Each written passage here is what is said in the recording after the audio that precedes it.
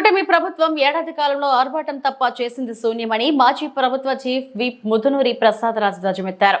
అధికారం కోసం అమలు కాని హామీలు ఇచ్చి అన్ని వర్గాల ప్రజలను వెన్నుపాటు పొడిచారని ముదునూరి ఫైర్ అయ్యారు.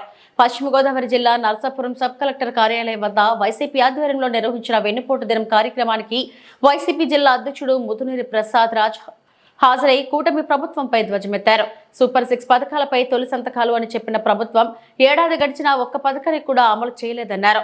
సొంత వారిని దగా చేసిన ముఖ్యమంత్రి చంద్రబాబు ఈసారి ఎన్నికలలో రైతులు, నిరుద్యోగులు, ఆడపడుచులకు సాధ్యం కాని హామీలను ఆశ చూపి వెన్నుపోటు పొడిచారన్నారు. వీరు కూటమి ప్రభుత్వం అమలు చేస్తానన్న అన్ని పథకాలు అమలు చేసి మంచి పేరు తెచ్చుకోవాలని హితవు పలికారు.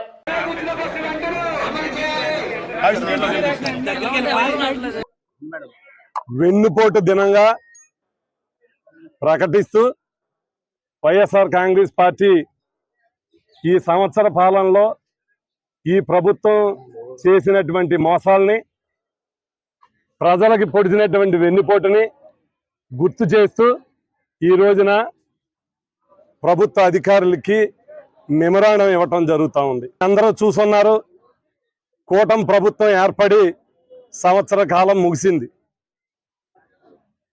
ఎన్నో హామీలు ఇచ్చి మోసం చేసి ఈ సంవత్సర పరిపాలనలో ప్రజలు వంచనకి, మోసానికి, వెన్నుపోటుకి గురై ఉన్నారు. ఎందుకనంటే మరొక్కసారి వెన్నుపోటు ప్రభుత్వం అని ఈ చంద్రబాబు నాయుడు గారి కూటమి ప్రభుత్వం రుజువు చేసింది. 1999లో రాజకీయ పక్షాలతోటి కూటమిగా ఏర్పడి అధికారంలోకి వచ్చాడు. 2014లో కూటమి ప్రభుత్వంతో అధికారంకి వచ్చాడు. మళ్ళీ 2024లో కూటమి ప్రభుత్వంతో అందరితోటి కలిపి ఎన్నికలకు వచ్చాడు.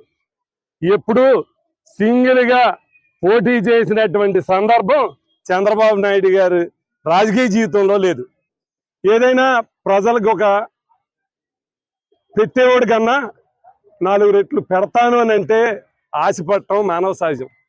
అలా మన ఎన్నికల ముందు జగన్మోహన్ రెడ్డి గారు చేసినటువంటి కార్యక్రమాల కన్నా ఎక్కువగా చేస్తానని ప్రతి పథకం వివరించాడు.